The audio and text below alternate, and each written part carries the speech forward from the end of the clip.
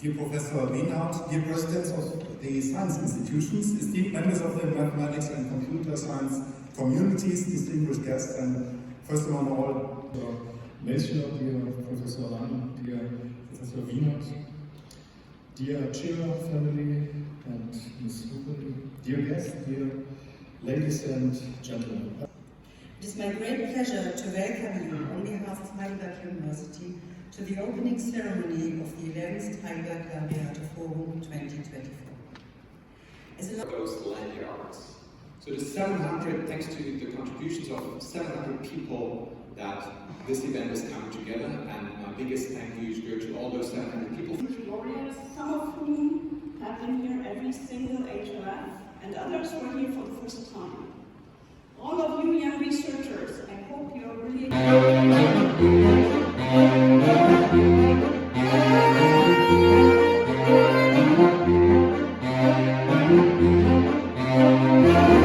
shortened version of your answer.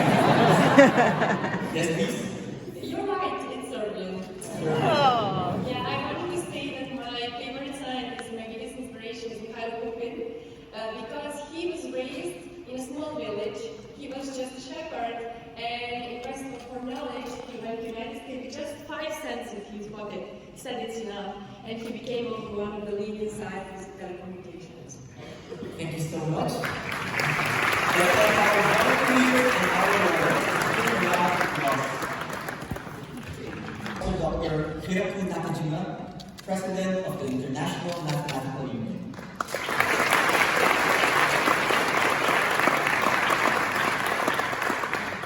Professor Dr. Lisa Uvreas, President of the Norwegian Academy of Science and Letters.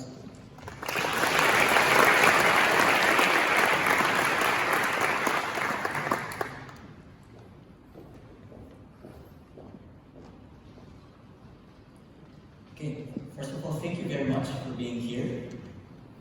So we have collected a few questions from the ACM undertake to support the computing community. HLF is the largest global organization of computing professionals, trying to serve the needs of the communities by having not just serving the community itself, but also society. And the main thing is the open exchange of information. And the community is not homogeneous. It has various different parts of what every computing professional does. Some are in research, some are in education, some are in industry, some are serving the government. So, as the main thing is what we do as any one with the core of our members of being researchers.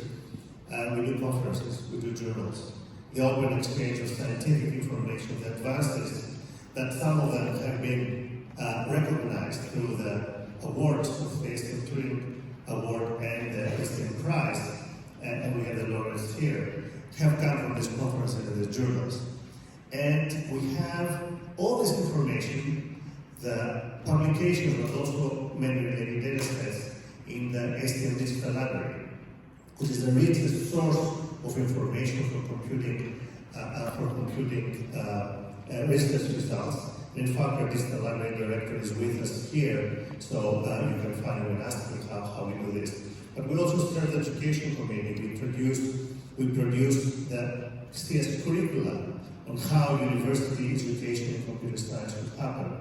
We work on technology policy, trying to advise policymakers on what to do about technology, which is crucial in this day and age. And other activities for industry, for people in industry and so on.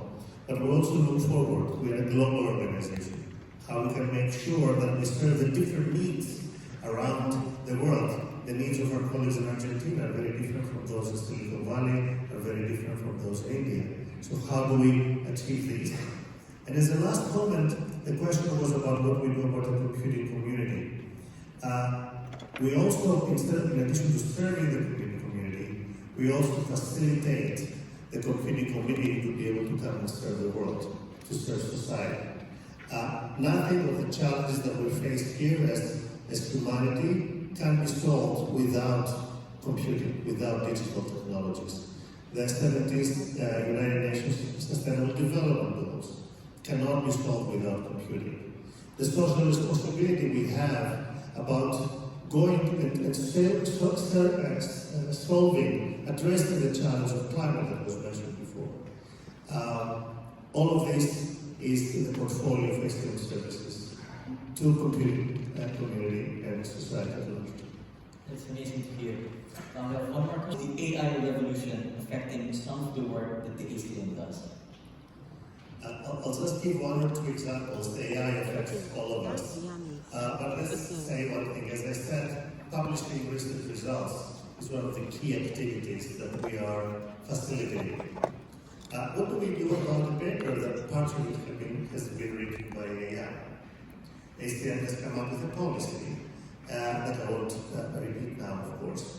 But we can put it to the extreme and say, let's say that a paper has been written by AI purely. I'm not sure it can be done now.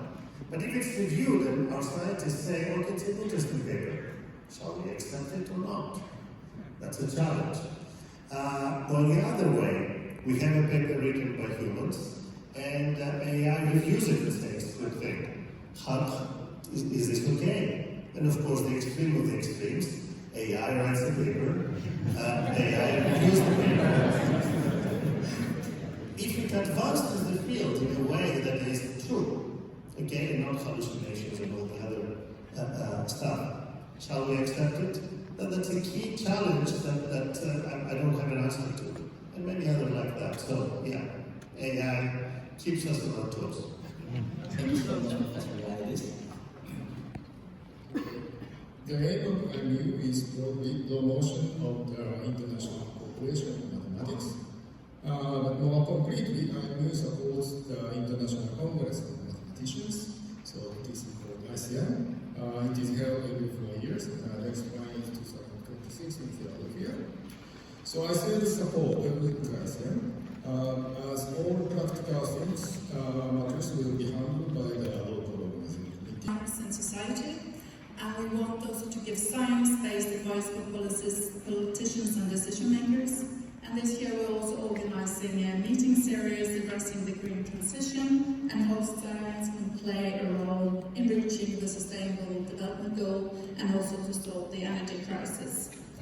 I'm also president of one of the vice presidents in ESA, the European Academy of Science Advisory Council, and we also focus a bit on trying to give science advice for... See in your conference bag that you received during the registration, and I would like to tell the story behind it. So the story begins with a simple question, and the question is, what do you do? Because usually when I answer it, I'm a mathematician or I'm a mathematical physicist, often I receive immediately follow-up, but what do you actually do? Because I found out that people outside of academia rarely know about what scientists and researchers are doing. And I wanted to somehow find a way how to get wondering about why researchers trust other researchers more than a general audience. I realized that all scientists share common struggles. They go through the same rigorous processes, and then they also believe in the team as well.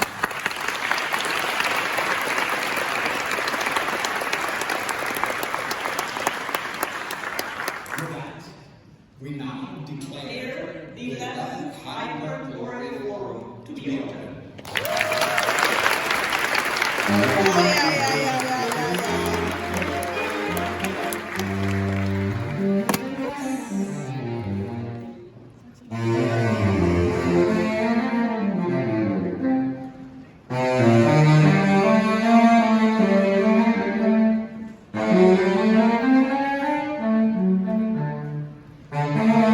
Actually drew up a code of conduct for the HLF 3 years ago, and find it on the website and also in the program. And so I would like to encourage you to have a look at it. And also, if you have any questions or concerns, just contact any of the, I don't have it here, who's trained HLF team members. If you go down in the hallway where we have coffee. But now it feels like maybe everybody is in agreement. We're all maybe on the same page, And I thought, should I still talk about data? And then I thought, maybe I should, because there's a bunch of documents being circulated around Silicon Valley this summer. This is one of them. All got awards. It's not like they were forgotten. All three got Testifying awards. All three are famous. All three are very well cited. But somehow in the textbooks, we still only talk about the last one. Why is that? Well, is to reach the pinnacle of your subject, like our laureates, and win or be awarded one of these fantastic prizes. Option 2 is my route. Do YouTube stuff. You may end up also on the stage. 100 years ago, the number of people that died at that time was 50 million. We don't know exact number.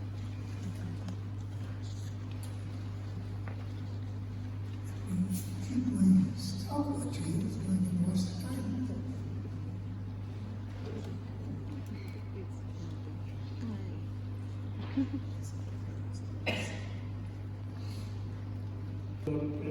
With respect to the scientific community, so we're talking about supercomputers here. And I just want to give you a feel for what we face today. I'm interested in designing software and algorithms for these machines. So today's systems are highly parallel. They have distributed memory. They use a programming paradigm of the message passing interface, MPI, plus something called OpenMP. So MPI is used between the nodes, and OpenMP is used within a node. A node of this machine was crazy, never go anywhere. And I have a talk that I gave to the Stanford Engineering School, which is available, which is more than 3 minutes, on the wisdom of foolishness. And in it, I interviewed, actually I have emails from 5 people, including Vince Cerf, where you said that even after the success of the ARPANET, which preceded the internet, people thought that the internet protocol would not be useful for voice or data because of latency, and they were wrong. And I've got many other people in that talk. The paper, you see here, in a little bit abbreviated in 3¼ minutes. Okay, roll it.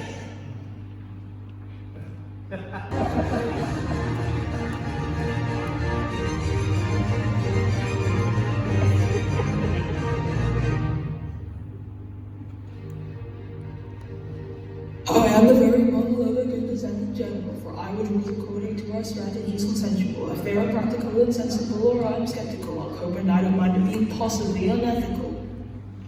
My fellow generals and I discuss our thoughts by word of mouth, relating trusty messengers who dart about from north to south. I will not fall for tricks or traps of comrades who are traitors. Traitors? Traitors? Haters? No.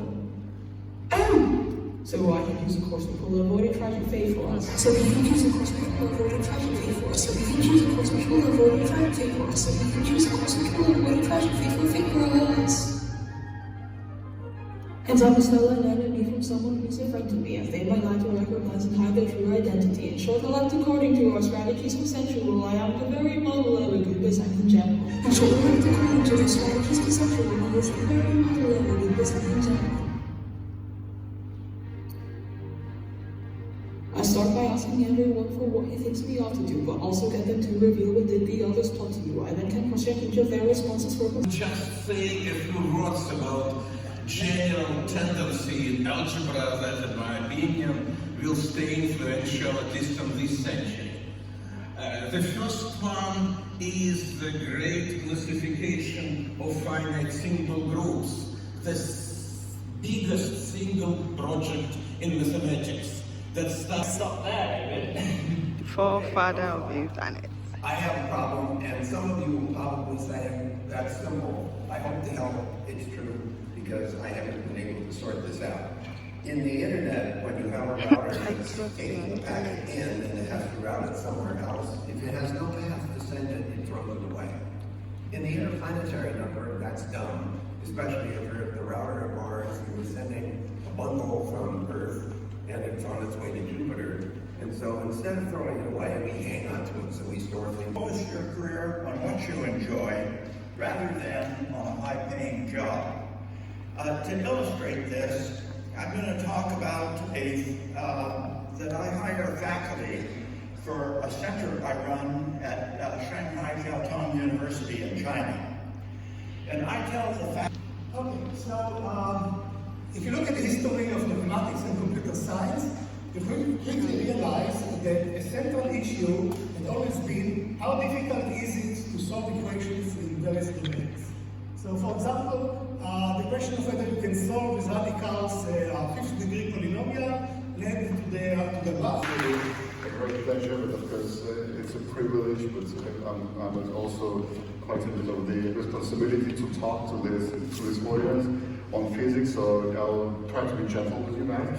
And so I understand that it's rather a pretentious title, materials for the future. I hope trying to advertise coming there and having a look at them here as an accompanying exhibitions.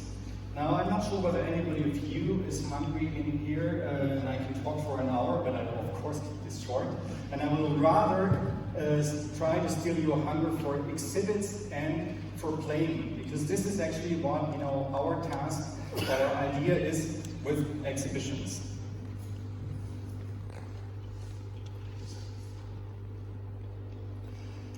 Now, what we do show, firstly, in our exhibitions, we have, from the Heidelberg Laureate Forum Foundation, we have the Mathematics, Computer Science, or Informatics Station, which we call MINDS or MAINS.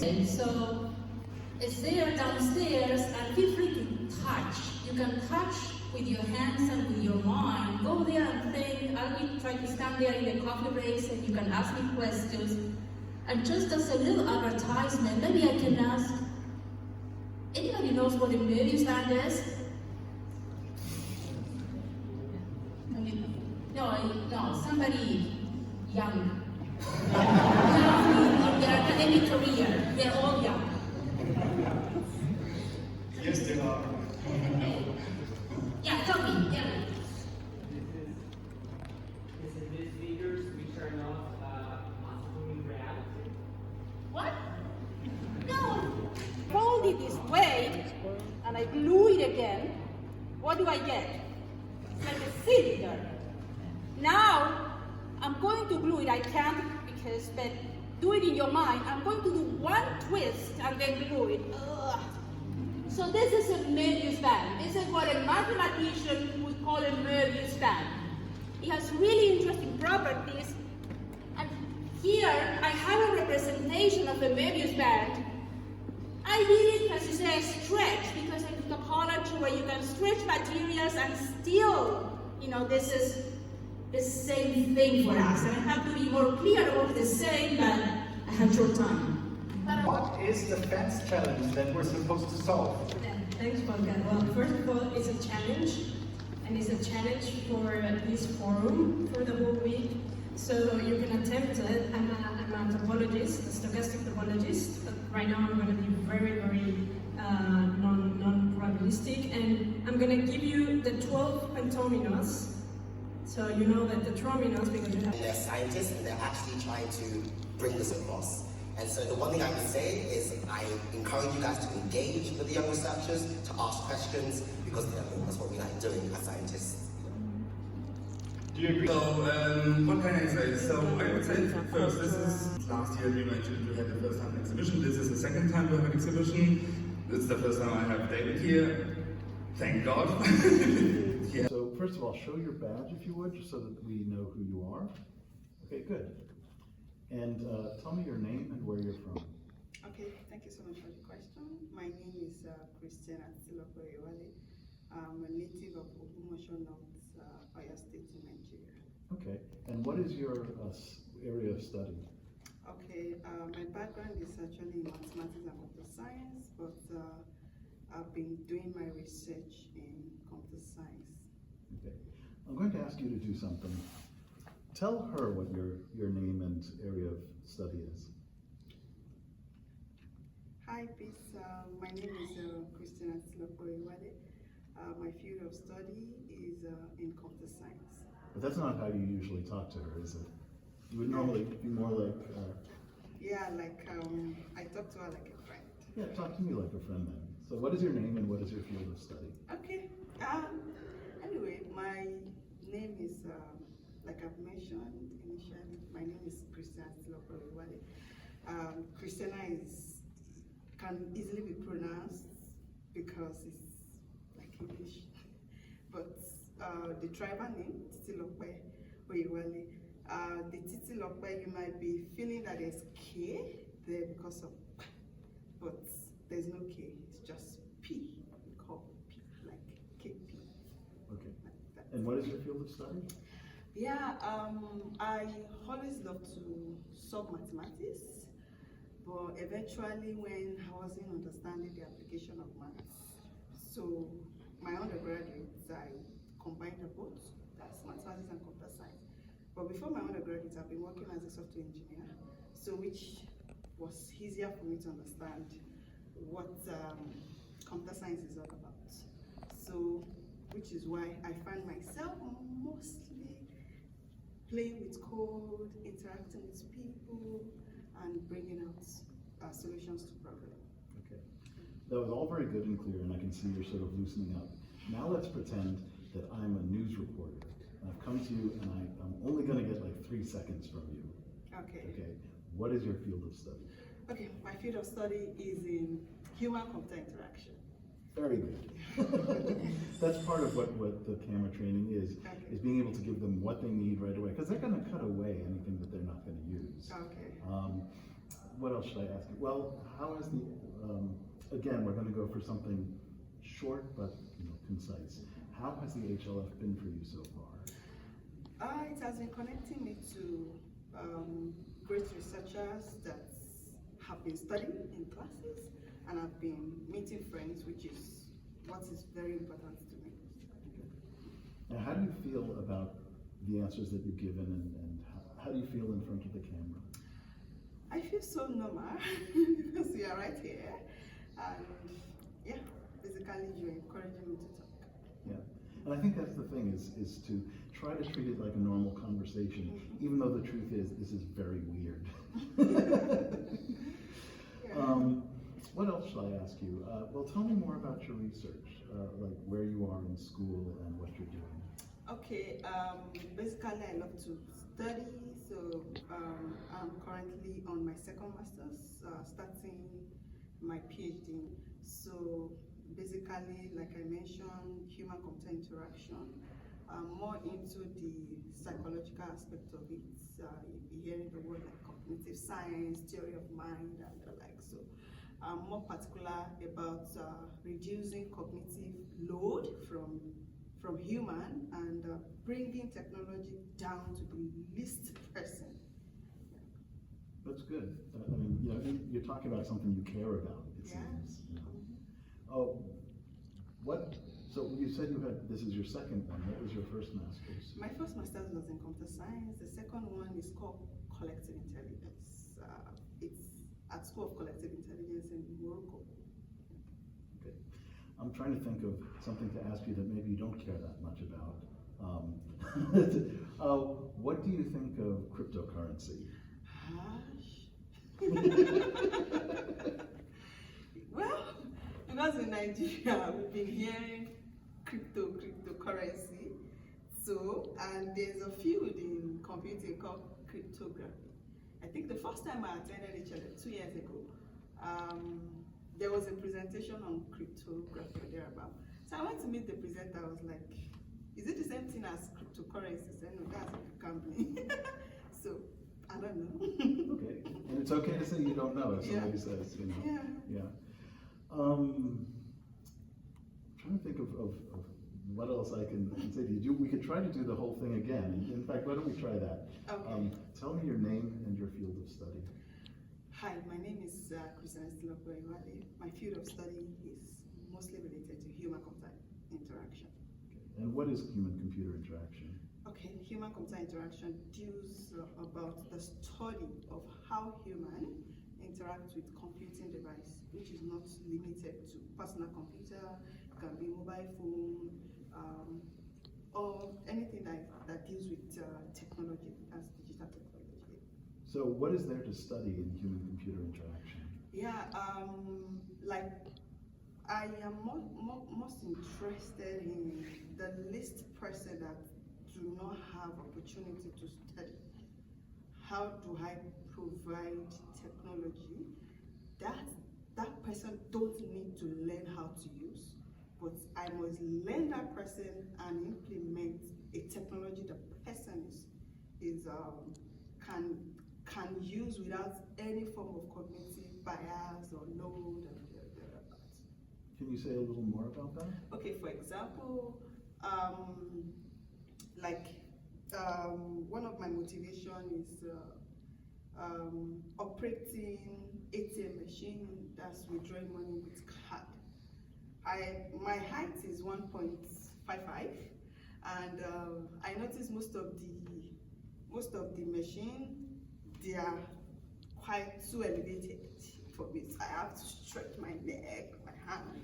I'm not seeing clearly, and the like. So if I study that kind of, knowing that people of my height exist, I can bring down the technology to their level so that they don't have to go through stress. The stress can strain their height, their neck, and the like. So I want my customers to interact with computing device without any form of discomfort. Another example is having like an old man that probably could not remember a password. If the ATM machine is having some form of AI and is able to recognize that this account belongs using maybe computer vision or voice recognition for security instead of forcing everybody to enter their password. So those are part of what we study. Good, good. You have any comments about? In fact, I didn't. I was more focused on the camera stuff right now. Oh, okay. Audio. Part of I think it sounds quite interesting what you do, and do you think that artificial intelligence will be kind of replacing humans in certain jobs or work processes? Completely? Completely, I don't believe it can replace human, but complement human instead. I was really asking from the camera point of view, is she moving too far like this or making any weird noises? Or... So I can give a comment on that. Yeah. So it depends on the technical setup. So if you move a lot, the possibility that you will maybe get some noise, some distractions is higher. So if you try to find a comfortable pose in that which you can rest for the length of the interview, 10 minutes, 15 minutes, this would be good for you. So just find a position that's natural to you, that you think that feels good, and in which you can last for a while. So you don't have to move a lot. But on the other hand, if you're a person who is kind of using a lot of gesture, you should also not try to be like, yeah. So find a compromise. Yeah? And on the other hand, I think it can be quite good if there is something that might be intense or very serious or something that you are really focused on, so content-wise, that you lean forward to tell someone, to really make an exclamation on what you want to say. But just it has to be very, very rare so that it has quite an effect. It's a thing for the camera to get this, but most cameras these days, they have some follow focus function on, so they will supposedly get your transition of the focus when you move like this. Oh, okay. Yeah. All in all, small gestures, just a little more mimic, that's better for you because the camera is quite close sometimes. Yeah. Okay. Yeah. And I thought your body language was great. You know, you spoke a lot. One thing, what we were talking about the noise is if you have one of these microphones, what's called a lavalier. If sometimes like a scarf will go against it, or that's a little trickier. Yeah. But when the camera's this far away and the mic is that far away, you're probably fine. Okay. Yeah. And so you didn't really feel intimidated by the microphone, I think. So it's just there. Movement should be reduced, like a basic thing, and once in a while. Take a sip of water because the mouth gets dry when you talk, especially in this kind of situation. And then for the microphone, it's like. We should move on to the next person, though. Okay, thank you so much. No, my pleasure. You did very well.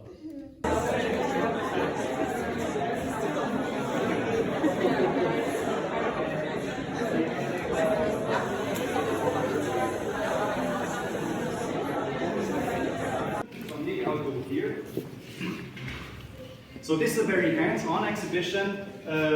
Now, because this is targeting, it looks beautiful. You also always see some drawings on these labels here. And if I place these pieces here, education, so we try to teach many things to himself. And of course he was asking people, you know, how does that work, how is that? And because he was coming from the painting side, and the idea here is, well, this one was construction, and this is for the drawers, the drawing artists. You really explore also the structure of that body. You find out about the symmetries. Heidelberg Laureate Forum this year, there's a panel discussion about climate. And this is a station called the 10-Minute Museum on Mathematics, which is part of the MARDI project, which is Mathematical Research Data Initiative, and language. And maybe you also need to activate it if it's off. Okay. Now I see that. And this says some citizens don't have enough freedom or can't use the freedom to explore here. Which people actually have this bubble we can talk to? Let's see, go there. There we see a bubble on that screen. And then there are a research group at Max Planck Institute on stochastic topology and its applications. And here you have a topological problem that everyone can attempt. And we actually need your help. It's a citizen science problem because the computational complexity is so big that everyone can do a little bit. And we have been asking for rich people, stone rich. They could use stone instead of wood and clay and cheaper material. Which was their profession? Any idea about that? We could find it out. Let's have a look together at the very first floor, right hand side, under the window. Do you see the lady? This very elegant lady. What is she holding in her right hand? Again, or there are very, very few churches worldwide where you see shops built directly into the church wall. They sell souvenirs today, but they used to sell completely different products in the past centuries. You could buy here something like shoes or bag. And if you wanted to eat something, you could buy also something edible. There are some old engravings in the wall. Can you imagine what do they represent? Wow! Come here, please. What's your name? Hi, I'm Thursday. Yes, you don't need that. You don't need Okay. So, you have been quite many times in Germany, right? No, not so much. It's my first time. But you visited already a bakery, typical Yes. German bakery. Yes, I think yeah. Do you like pretzel? Yeah, I'm okay with pretzel. Do you know pretzel? Let me see if I have a pretzel. Oh, should you give me a pretzel? Yeah, but it's an historical one. Oh. You cannot eat it. Now you have the pretzel. Ooh. What did people do with the pretzel?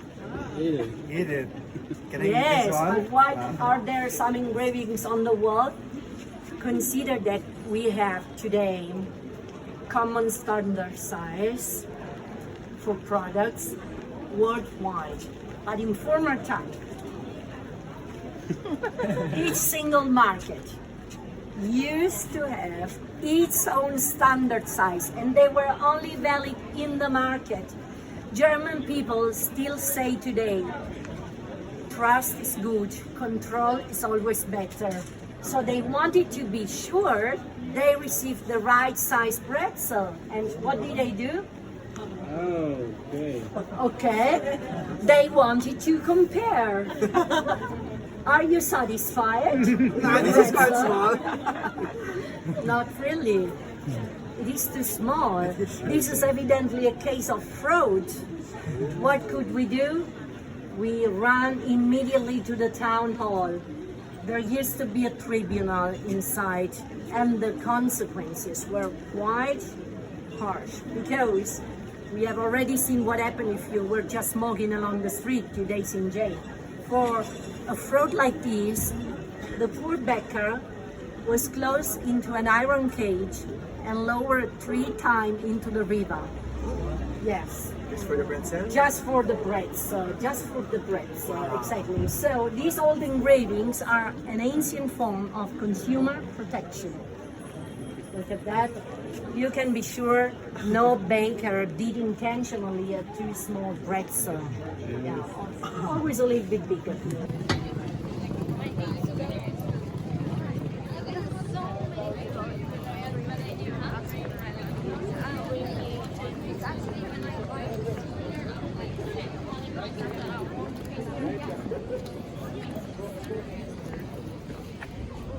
This is the town hall.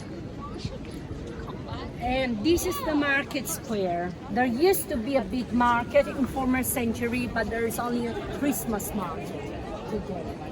And so we follow the way to the bridge where the merchants used to came from.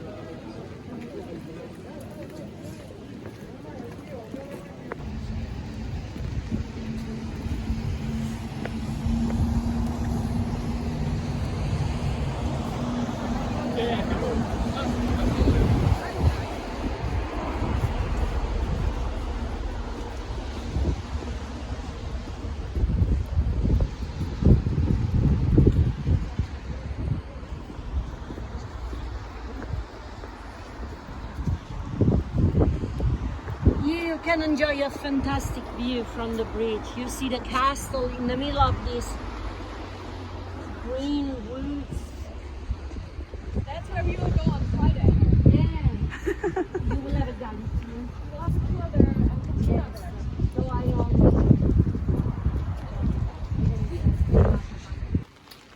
became later the most important man. Society changed.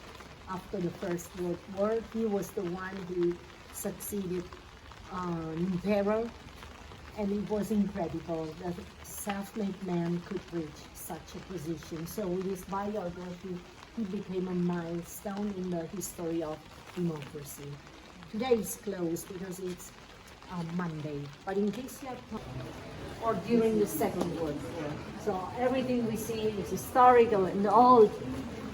And for a relatively big German city, it's an exception because almost all German cities with more than 100,000 inhabitants were bombed, especially during the Second World War.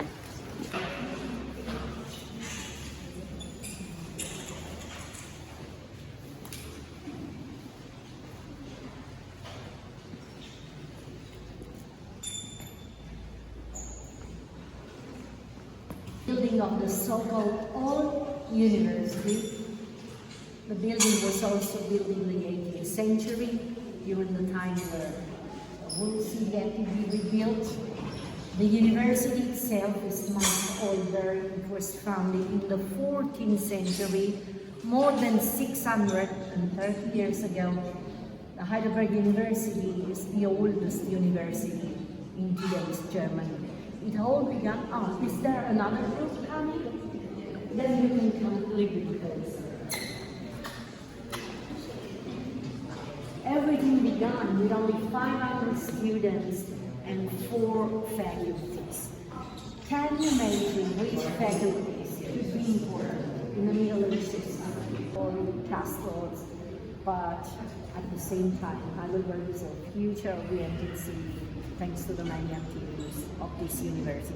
And this is also the reason why we're here and we meet.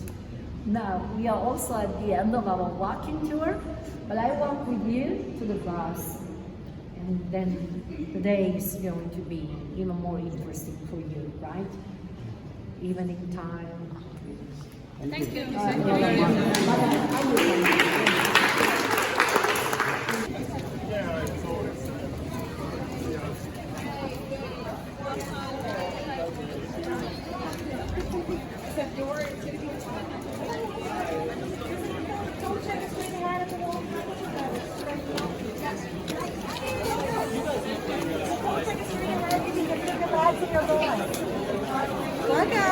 Hi, Martina.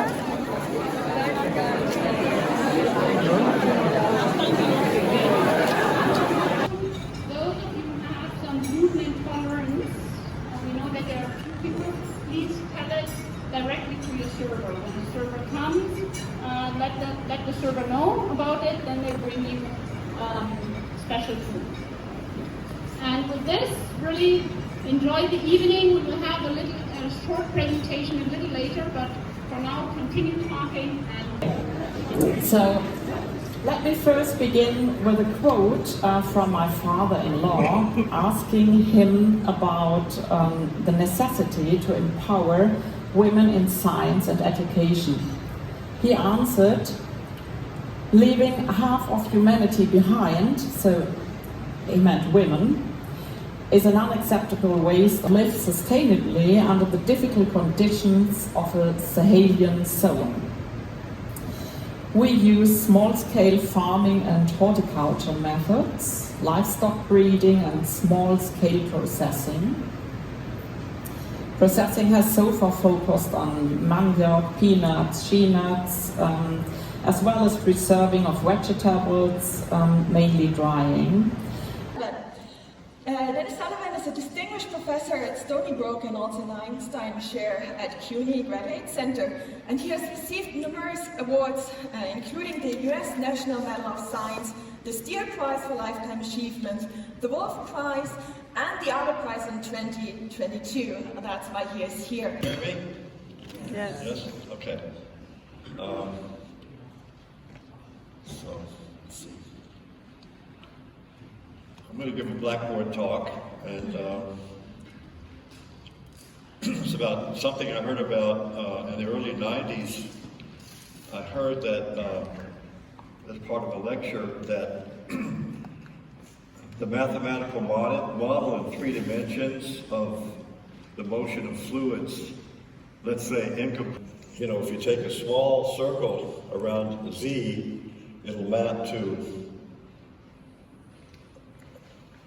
something that looks very round around f of z, possibly rotated and dilated. So this piece of material can be stretched and compressed to make it round in such a way that at every point the round disc is just rotated. 15 or so minute talk. There will be 4 of them in the session. We may have an opportunity for questions. I'm going to emphasize may. It depends on how the timing goes, but if we have time, I'll do 1 or 2 questions, but as always...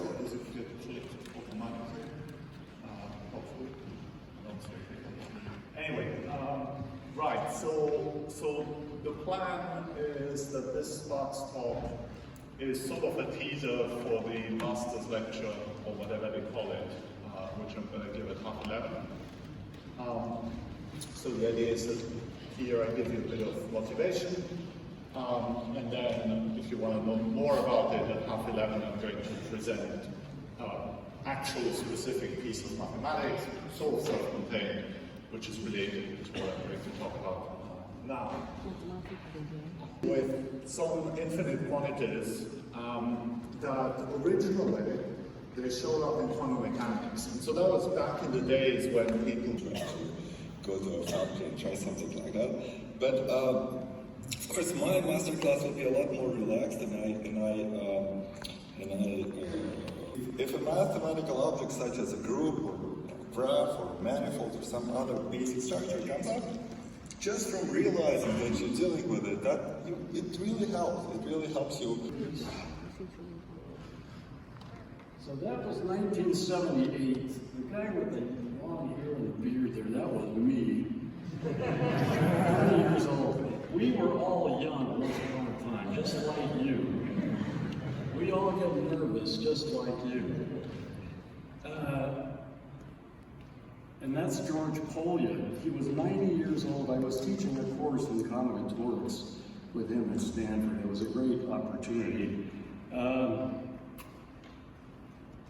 Something to aspire to, shall we say. Let me just make a few observations here. So I do algorithm design and analysis. Over last 60, maybe 75 years even, we've come up with beautiful, efficient algorithms. Field is still young. I get asked questions all the time. Is it over? I mean, are we done? First off, I have to, I guess, apologize for the title of my talk. Oh, it's not up there. I thought they were going to put a title page on. Because the talk was supposed to be kind of secret, and I was going to give a generalized title, such that. Okay, so great. Okay, basically the title says something. At one point in the interaction between HLF and me about the title, I invented it in I never wrote it down, I invented it, right? And then they said I would be asked again, and I gave them a different title. And so we had to figure out what the title really was. All right. I am retired more than 10 years now. I live in a very rural area. I live in a town, except it has no center. There's, it's just houses. It has around approximately 1,000 houses, and they are largely empty because there's around 1,000 people in those 1,000 houses. Many of the houses. It's an honor to be here. There was actually a hot topic on the climate before at the HLF in the past. This was in 2019. I was even in the audience, my only HLF so far.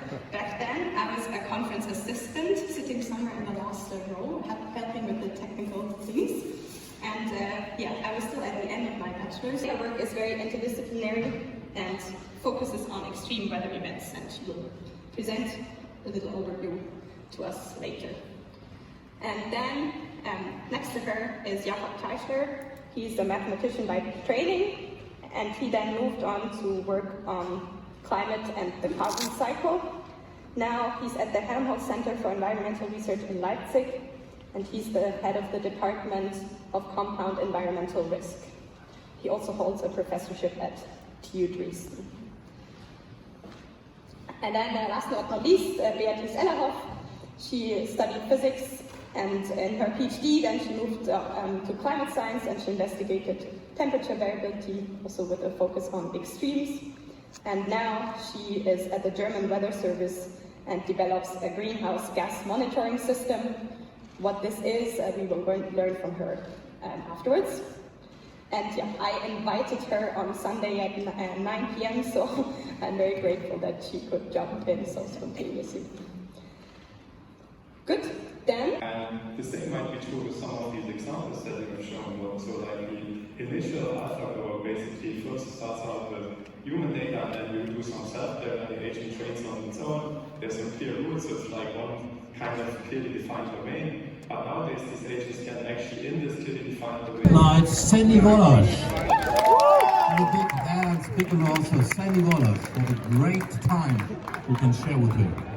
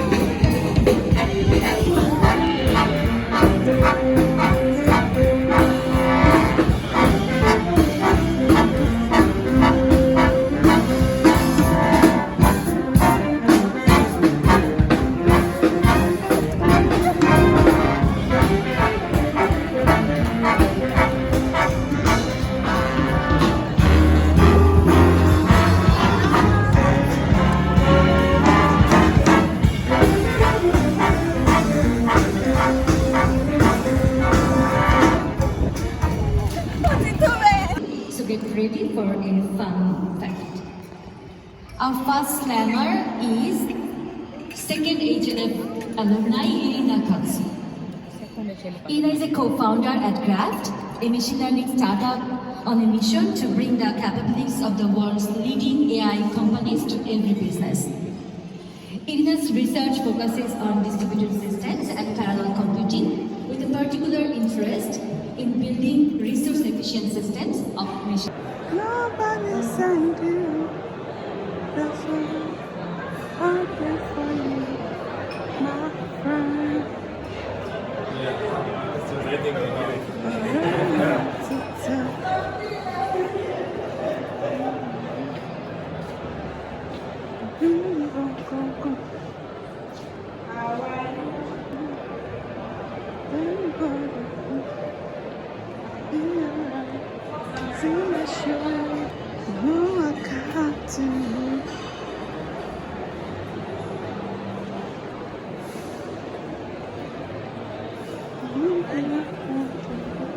Okay.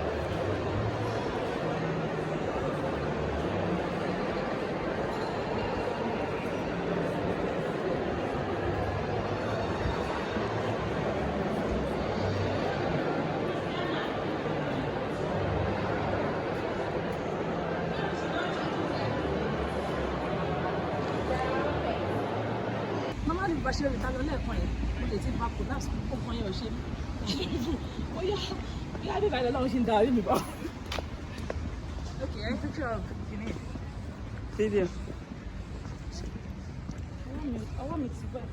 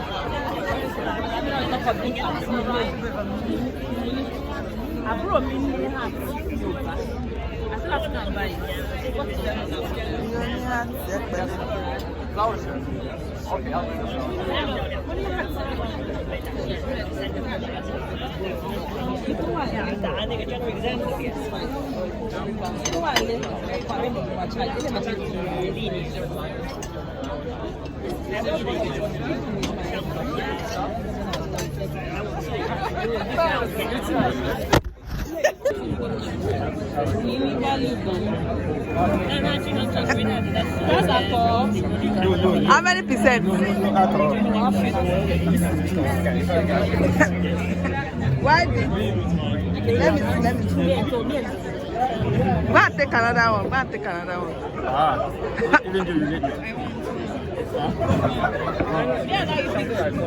Of course now.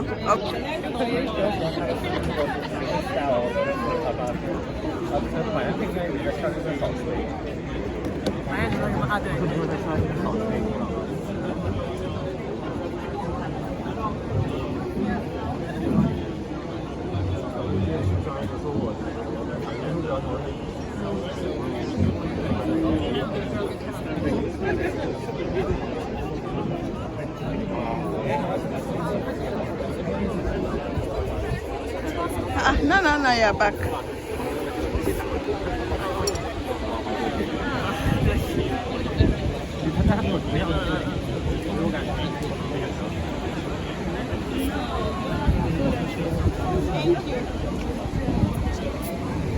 He's doing his job.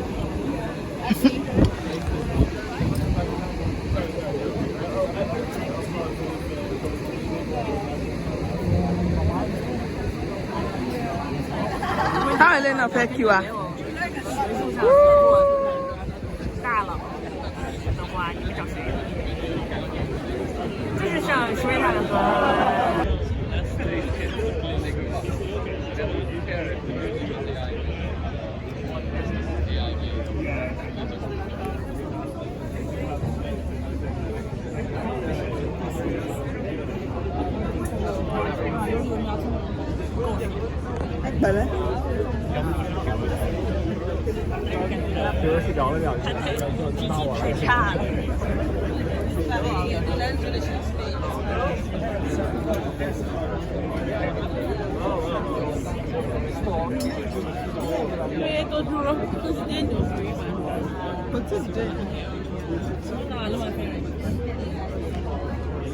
White and black.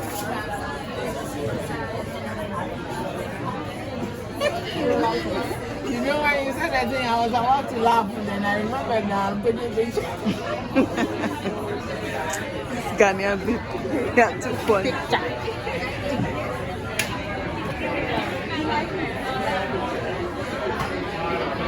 Very lovely, very lovely.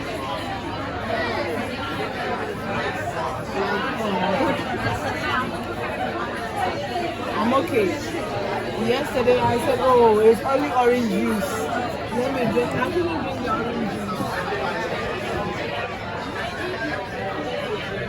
I think I'm taking the orange. And she contemplates to stay across the wall. And it's in between the cleaning and the washing. That's all looking back to the hardest part of all. She always did her best. No, I can change, I can change, I can change, I can change, but I did, and I know, yes I did, and I know, 'cause there's a million different people who want, they didn't think I can change, no, no, no, no, no, no, no.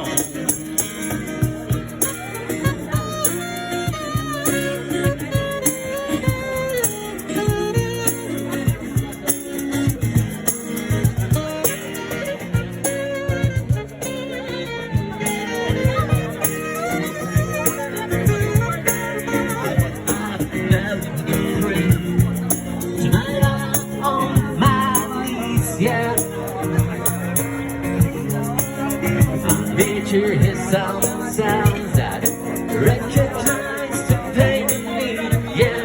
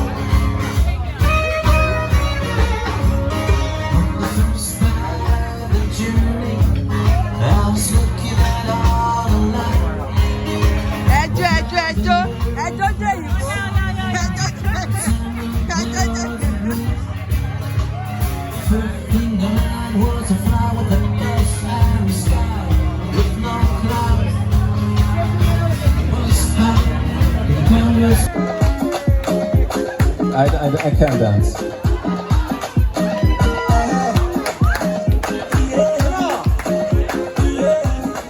Oh no, no, no. Girl, it's up to you, but I pray you say I do. Go tell your papa, say I need a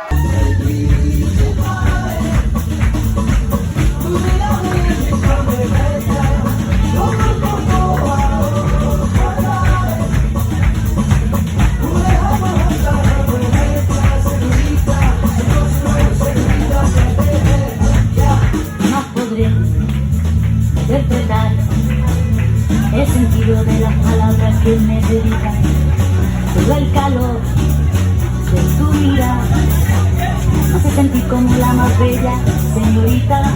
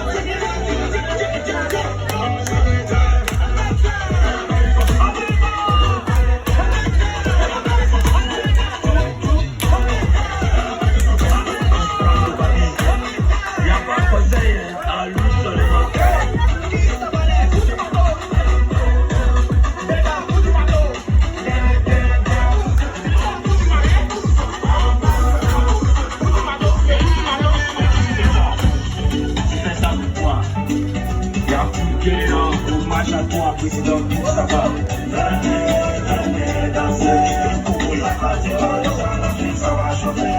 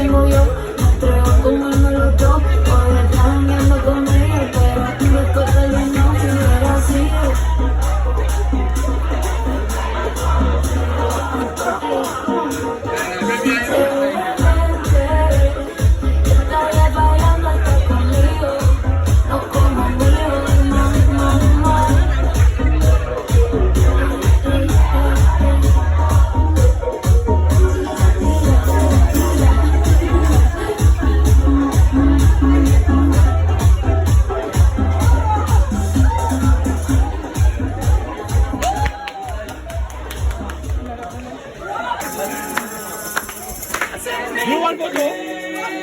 Huh?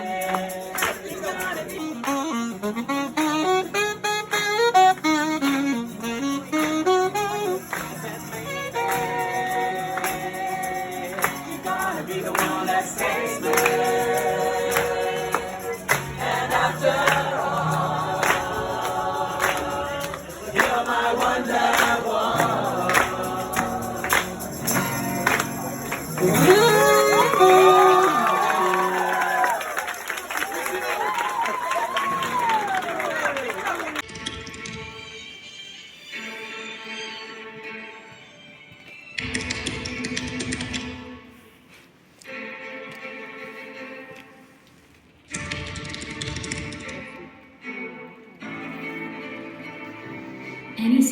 Laboratories Europe helps young researchers achieve their career goals by pushing the boundaries of technology.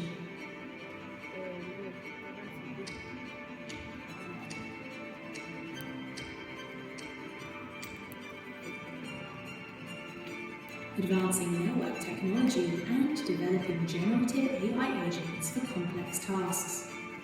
Accelerating computing and simulations for new materials and drug development.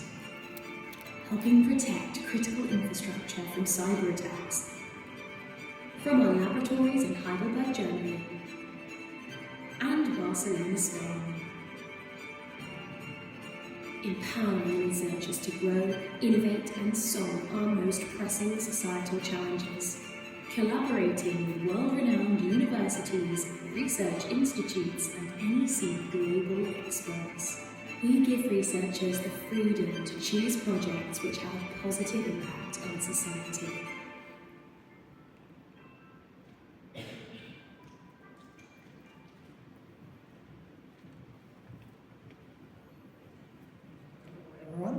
So I'm really excited to be here and to present our medical AI group, where we're at the forefront of artificial intelligence research in the field of biomedicine. And I would like to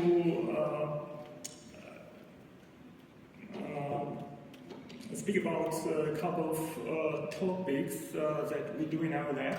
Germany, and it's the biggest software company in Europe. And we just heard that it's kind of a startup. 52 years ago, it was founded by 5 colleagues from IBM.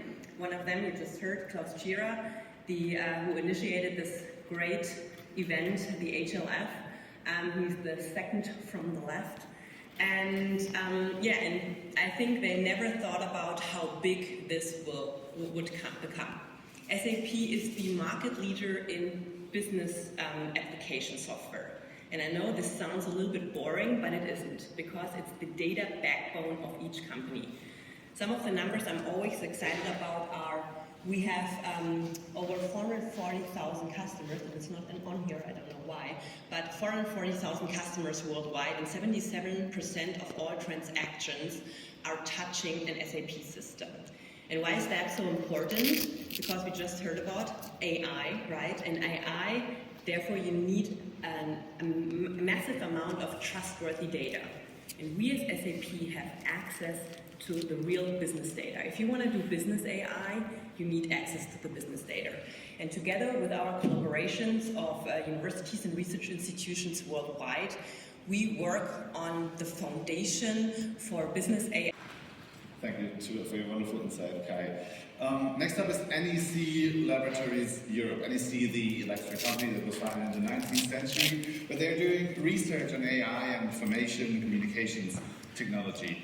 Here to talk about that is Laureate HLF, but first we will see a short clip introducing NEC, and then we will hear.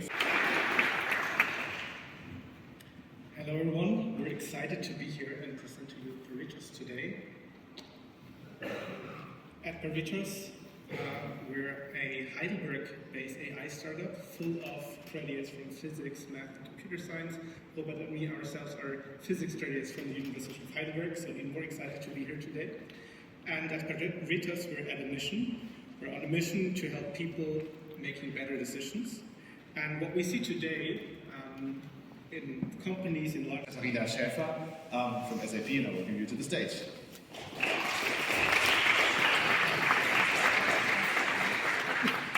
So, I'm very happy to be here, and before I start, I have to make a confession, and before I make this confession, I want to ask a question, and I kindly ask you to, give an honest answer. So, who of you knew about SAP before you applied for HLF?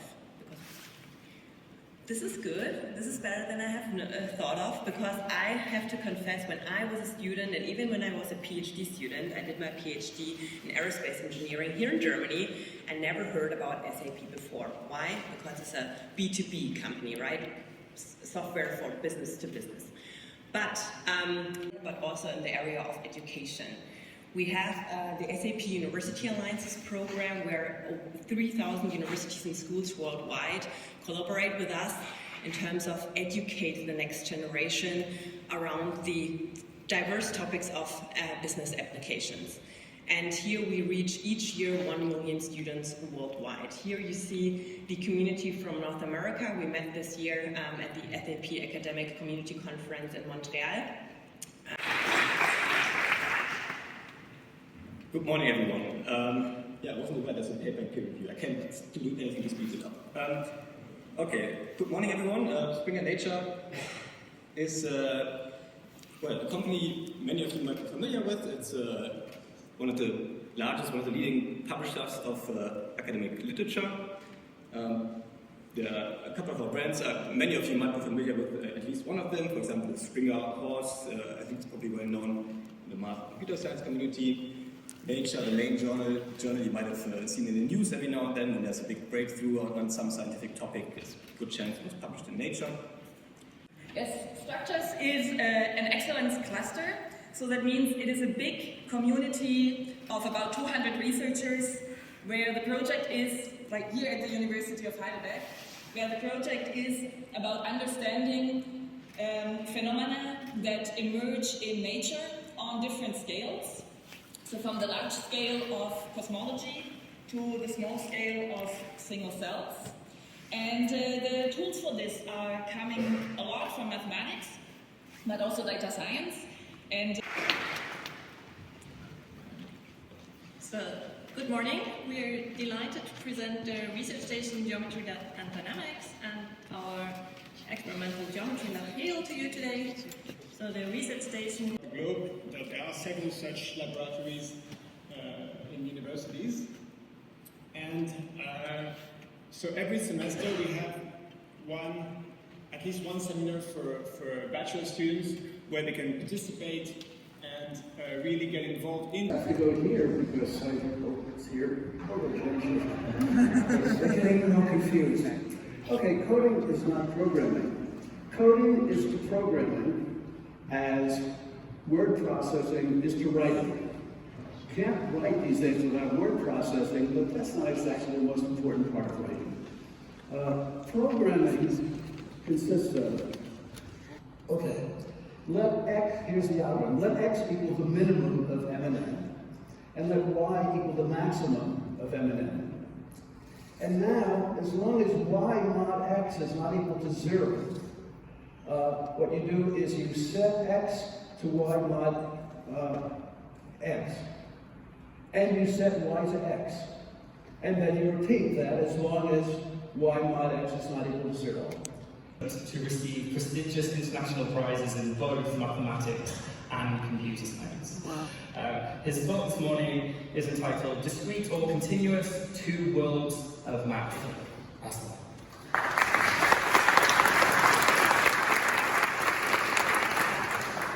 Thank you very much.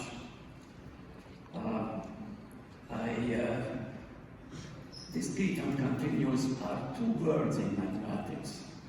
They're two separate. And is just as happy when he plays well as when he has a research breakthrough. And possibly my favourite fact I've learned this week is on your 50th birthday, David bench pressed 325 pounds or 150 kilograms, which I think we can safely say makes you the strongest Turing laureate. Last talk, I am also moving outside of my area of comfort to try something new. So I'll give you a little history of what's going on. In the past, I've done a couple of vision papers. Right around a little after the turn of the century, microprocessors switched from having one processor to multiple processors. They call it. Would give 78 years, which is a literal lifetime of research. Raj's talk is titled The Promise and Perils of AI. Raj.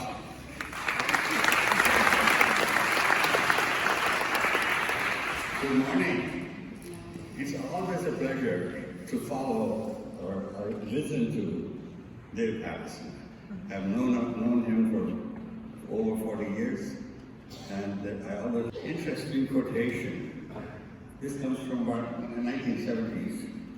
He said, to reach human level intelligence, We need.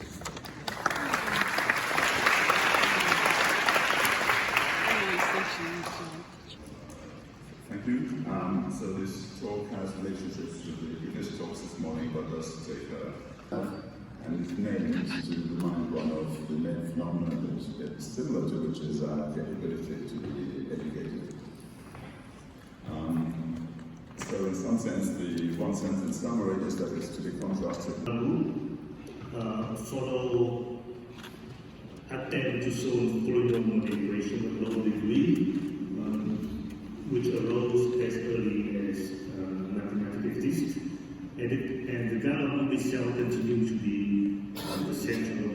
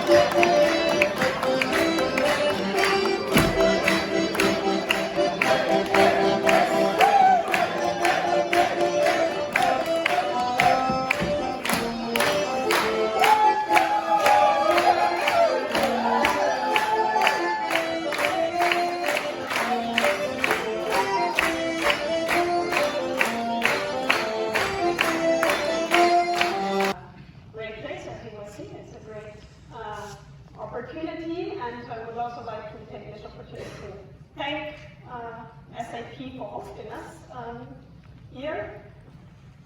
We'll have an interesting program throughout the morning and the afternoon, and then this evening we will not celebrate, but have our farewell. Right, which keep us up at night, and so from that perspective, I also want to welcome you again here today in this distinguished round.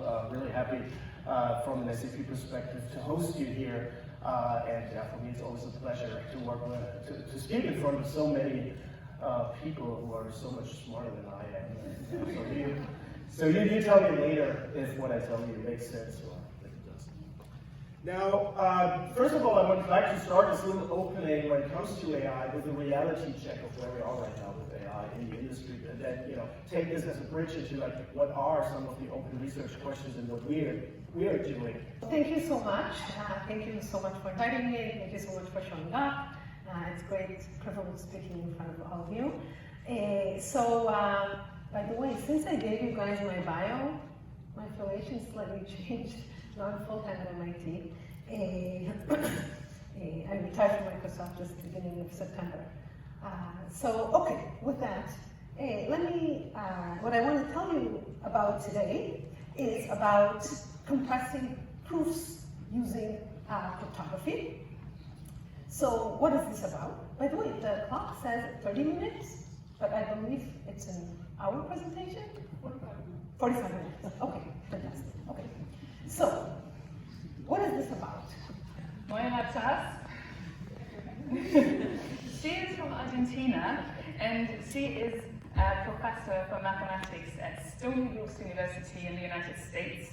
She specializes in low-dimensional topology and history of mathematics. 22.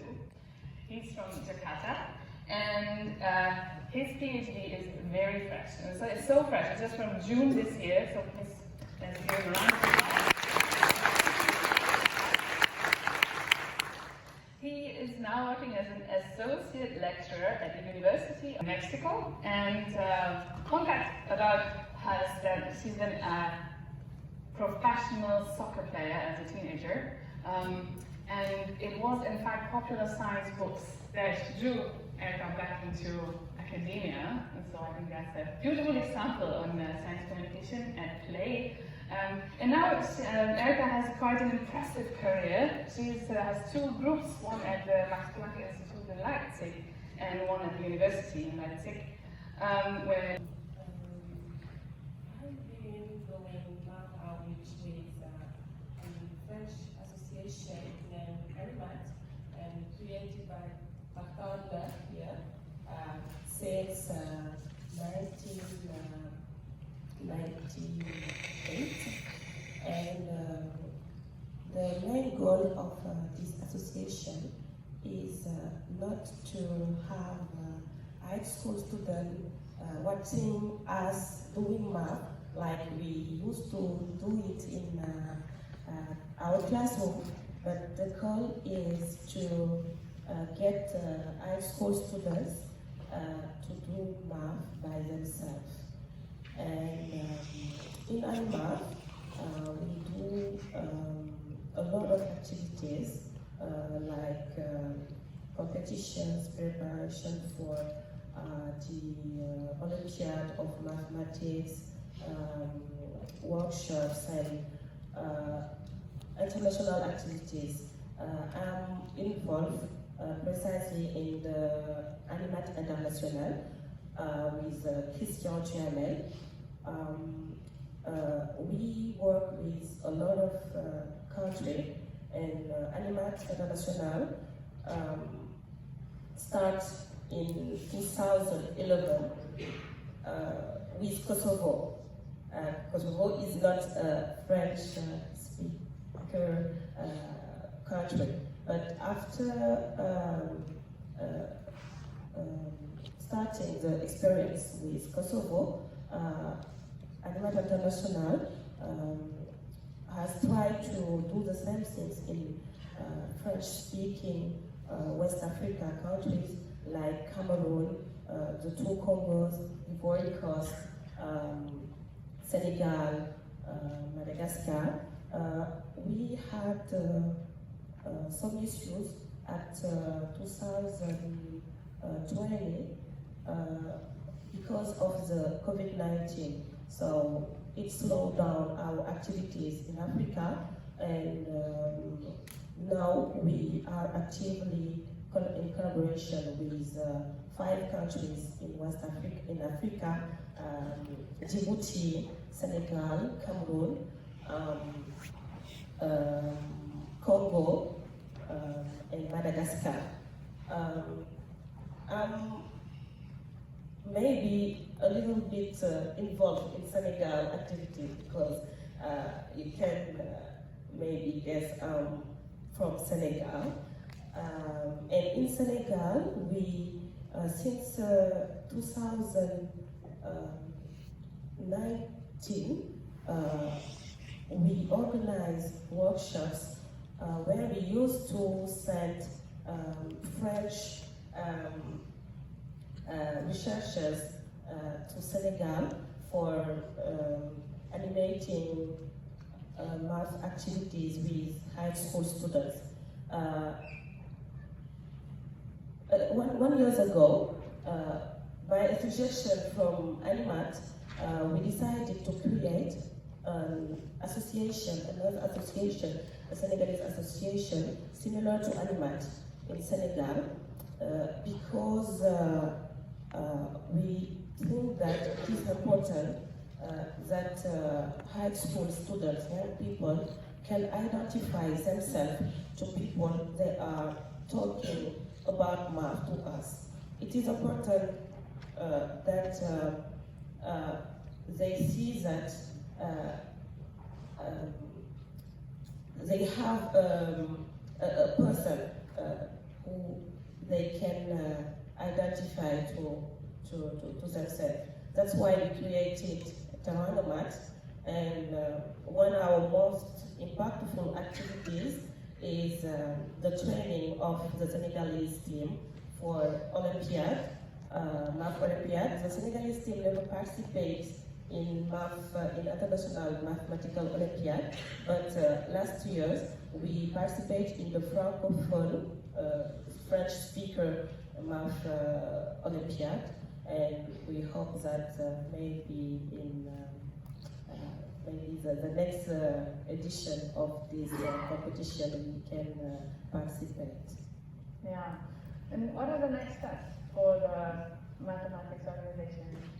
The next step will be an exhibition that we are going to organize in Senegal next year about how mathematics is related to our culture, Senegalese culture, and in general African culture. Maybe I can give an example about this exhibition. In our African language, we use for counting additive and multiplicative structure, like in French and in English, when we used to count, we say 1, 2, 3, 4, 5, so on, 10, 11, 12. So in my native language, in Wolof, and I have a discussion this morning with Kasim from Nigeria, and he told me that we have the same way to count. In Wolof, we say ben, ñaar, ñett, ñeent, juróom, juróom ben, which means 1, 2, 3, 4, 5, and we don't have a special word to say 6. We say 5 plus 1, 5 and 2, 5 and 6. And we say, we have a word for 10, we say fukk, but after 10, we don't say 11, 12, or 11, 12 in French. We say 10, 1, 10, 2, and for 15, we say 10, 5, for 16, we say 10, 5, 1. It is a very logical way to make easier addition and multiplication for native speaker. What I mean is that in Senegal, Senegal is our official language is French, but all the countries speak Wolof, which is our native language. The school is mandatory from the age of 6, and we start learning math at the same time we start learning French. So what we would like to suggest is that math is a very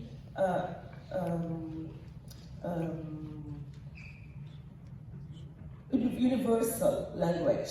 We don't have to speak math before learning speak French or English. We can explain math in all language. So we would like to suggest in Senegal to start learning math before learning French or So English. now that the lesson is in French, you learn math in French language? Yes. The lesson that would be held in French? Yes. Okay. Yeah. You also told me yesterday that in the preparation for your but this was the fashion, and the fashion came, of course, from Italy. Yeah, and with coat panels, it's called. You know, it's underlining manliness, the function. You know, the clothes of a man had to underline his role in the society, and the role of the man was to produce male. The man can open this iron ring with his power, will be the next owner of the castle. But he's got to pay all the costs maintaining the castle. I can tell you, it's quite expensive. And here, in the evening, of course, they had to lock the door. But when, you know, there were always some guys who were out drinking in town. And when they were late, they were knocking at the door. And then they opened this tiny little hatch, yeah, and they could slip it. They were quite practical, no? We were really practical in my time.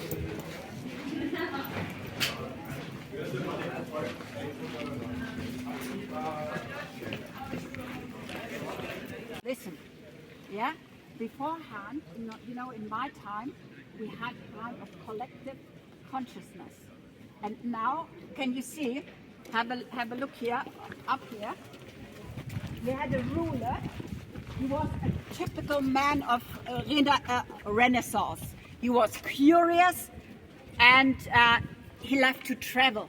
This was also new. His name was Ott Heinrich. Can you see over the portal, there is this medallion with the fat man with the beard? Yeah. I can tell you, he was really a fat man. He was weighing about 220 kilograms, and he was this tall, 1.55 meters. And he had to be carried around on a sedan chair by 8 servants. And he knew he had only a short period to live. He was living in the middle of the 16th century, and he was curious. And he was the first Protestant. He did things, yeah? If you've got only a short time to live, you do things, yeah? And, you know, he had quite an interesting life. Together with his brother, they visited the Middle East, and when, you know, he was a really very curious man. He loved to travel, to read. He was highly educated, and then when they came back home, they stopped at Venice, and, you know, he was so enticed by Italian Renaissance architecture. He bought some books on the subject, maybe he's even the architect. And I can tell you, this is modern times start here. Can you see this medallion? This is the first selfie. Yeah? I did it! I'm the best, I'm the greatest. Look straight into my eyes. Yeah? He's sticking out. And I told you that he was weighing about 220 kilograms. I'd say 100 kilograms are missing.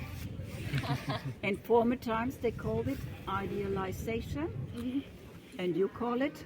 Photoshop. Yes! So, very modern, this man.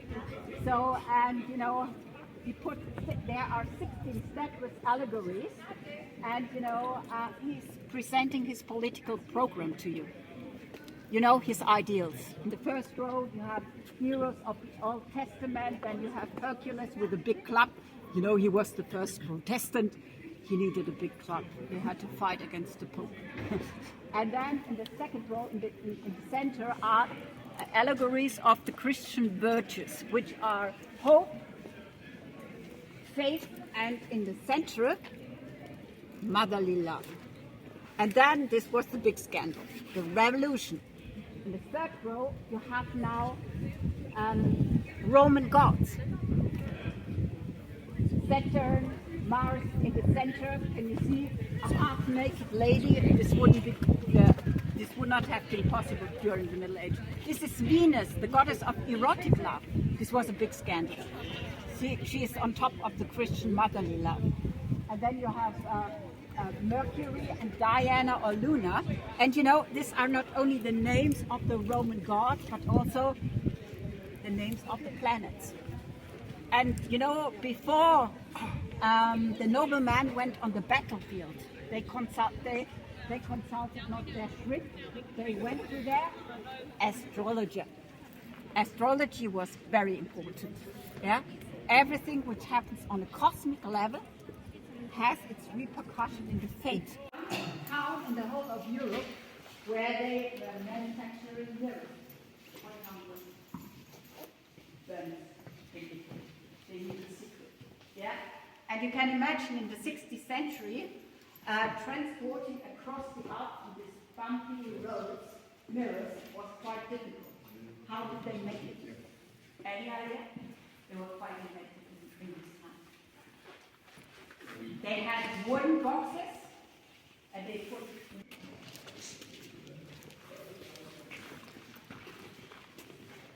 you know, it's the echo of all, and here you can see the original stages of the 16th century. You can see the Roman laws. And I can tell you sometimes the proportions are not yet right. You know, in Italy, they had experience of 1,500 years of how to make stages, yeah? And maybe we here, we were at the beginning. They were not yet so good. You can understand. You cannot compare it with something like the sun, like the rock. It looks rather like a church. Yes? You have this pointed arch. It's pointing towards the aim of life. What's the aim of life during the Middle Age, my time? Go to paradise. Yeah? Life expectation. All the evil comes through the air. And the trick is, in German, we call it apotrophische Wirkung. If the evil sees the evil, it shrinks back from its own ugliness. That's the trick. Yeah? And they thought that the spirits were all up in the air, and they would try to get into the palaces and houses. And can you see the picture of that? You know, nature is conquering. And this is called the, I told you about Friedrich V. He was so much in love with this English princess. So then he, in the beginning of the 17th century, he went over to England. He got to know the architecture of Inigo Jones. And this looks like a classical building of the 18th century. It was quite very modern, yeah? And can you see everywhere there are these tiny little holes in the red sandstone? Why are there everywhere these tiny little So as you all know, this evening the week of the 11th Heidelberg Laureate Forum comes to an end. But it's not over yet, so we have the full evening, hopefully a very enjoyable one ahead of us. And I think this is one thing we want to do this evening, a little bit to see something about highlights of the week. So I think each of us has probably their own highlights of the week. And I hope that also all of you, as I know it for me, I know, but I hope that also all of you take many things from here with that. Who don't know me yet, I'm Martina, and I'm the Alumni and Community Manager at the Heidelberg Laureate Foundation. It's always overwhelming to stand on the stage. I did that last year too, and it's just been so nice to see all those faces that you have interacted with throughout the week, now in one room.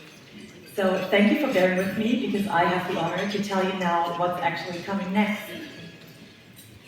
The goal of the HLF is, as you all know, to provide the time and space for brilliant mathematicians and computer scientists from all over the world to connect, to network, to interact with one another, and also to create meaningful connections. You have the opportunity to share ideas and share some of the knowledge that are officially HLF alumni. And you can, and you hopefully will, utilize those offers. What are those offers though, you might ask yourself? First of all, at the heart of the HLF alumni activities. Many years later. Okay, so very close, but not quite. Right, our second question. Again, you can read this, but I'll say it out loud as well. So John Hopcroft has a famous textbook, which is named after which Disney princess? I think it's sort of a nickname for the text. Is it Cinderella, Sleeping Beauty, the princess's name is Aurora, Snow White, or Beauty and the Beast? feel like I could think of a lot of textbooks that could be called Beauty and the Beast. What do we think? I will allow you to confer with your table if that would be helpful. Maybe those on John's table have a bit of an advantage. Okay. I think we have a relative front runner. Alright, let's lock it in. And let's reveal the answer. Woo! Round of applause, everybody. Well done. Okay, so that's our first correct answer. It is indeed the Cinderella book. Is, as I said, the nickname of the text. Okay, question 3. To the nearest 1,000, how many hours of flying time as a pilot in command has Martin Hellman logged? What do we think? How many hours has Martin been in the sky flying a glider?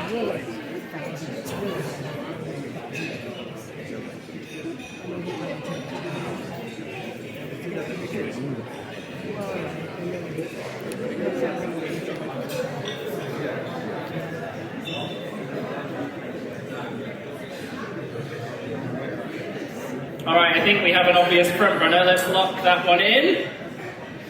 And Martin is going to reveal the answer for us. They got it right. They got it right. It's 3,000. Alright, thank you, Martin. Okay, let's go to number 4. One of Dennis Sullivan's publications features the name of a famous fictional creature. Which one of the following is featured in one of Dennis's publications? Is it Frankenstein's monster, Dracula, the Loch Ness monster, or Bigfoot? Any ideas?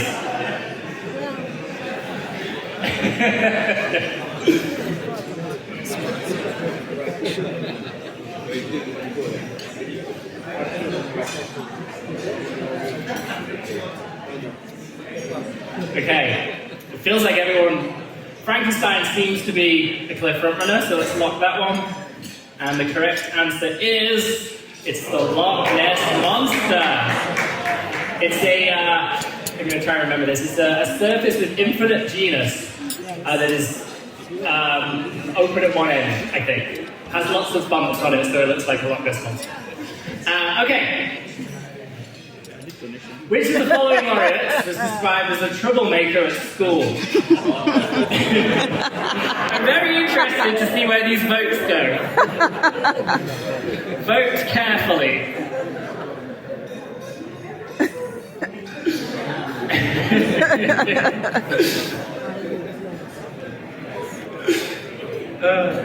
Okay, we've got 2 clear front runners, apparently.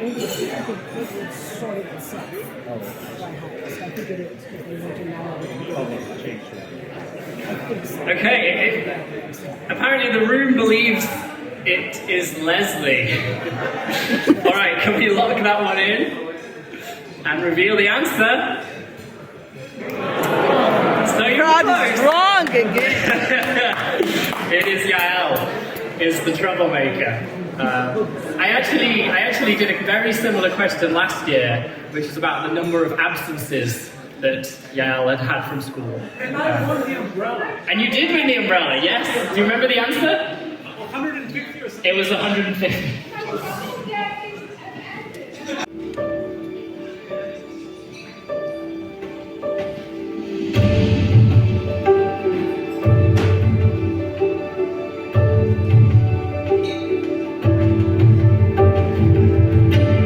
I'm from the Netherlands. I'm from Indonesia. I'm from India. Japan. I'm from Nigeria. I'm from India.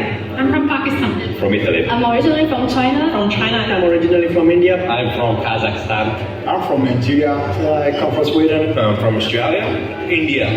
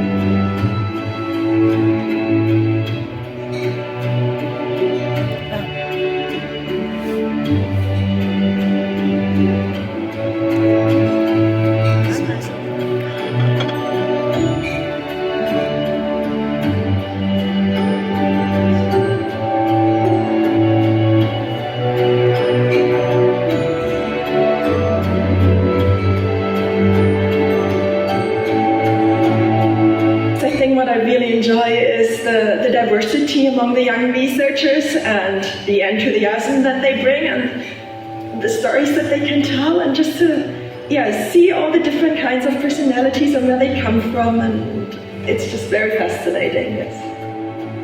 I would not have gone up to a Fields Medal winner or a Turing Laureate and asked them all sorts of probing questions about their career or about the technology. I mean, they're just so, enthusiastic and motivated and interested. So yeah, it's unbelievable. Yeah, gives me great hope.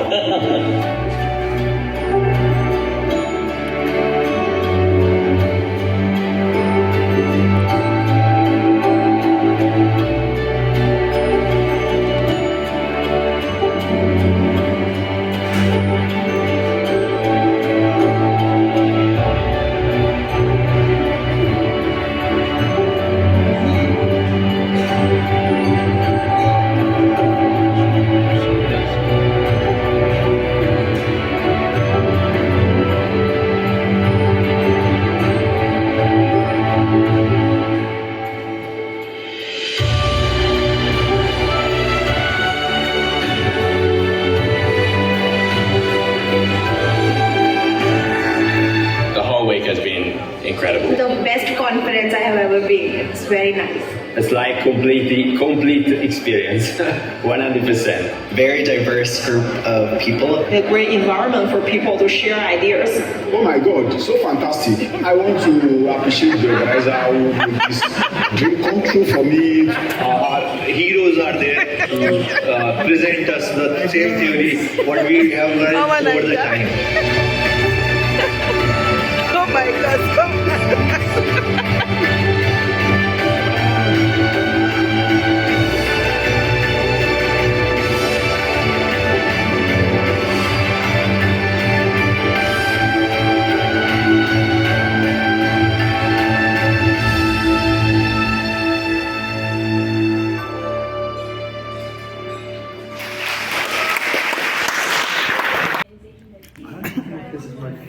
No, I took one in Barcelona. This is my second.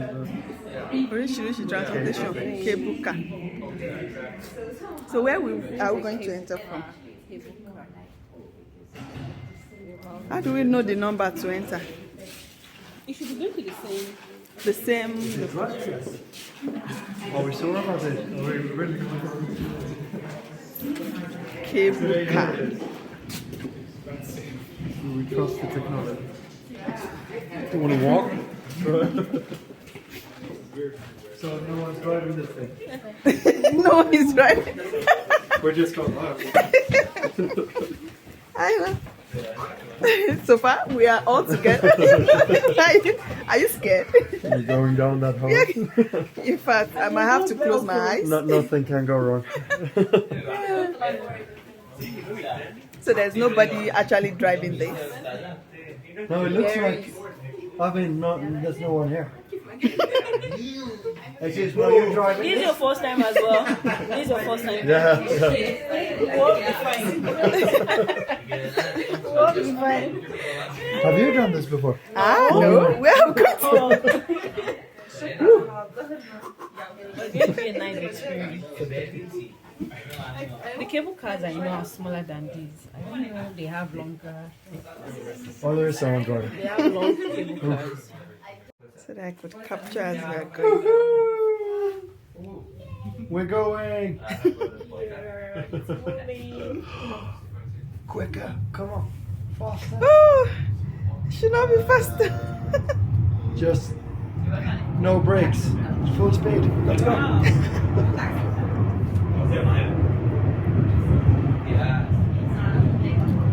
This is pretty cool. Yeah. Oh yeah. It's not scary. We haven't finished yet. On the front.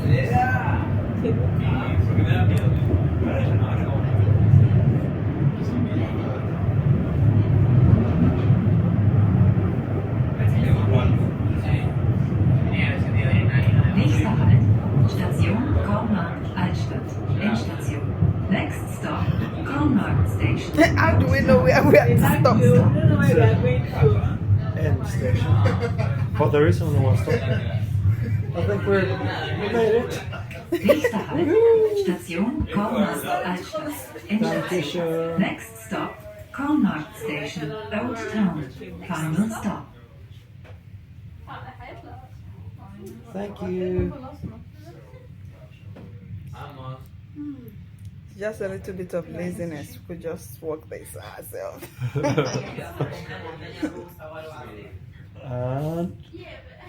Bitte beachten Sie beim Aussteigen die Lücke zwischen Wagen und Bahnsteigkante. Please mind the gap when leaving the vehicle. Okay. So where's the way out? You go like this? Oh, interesting.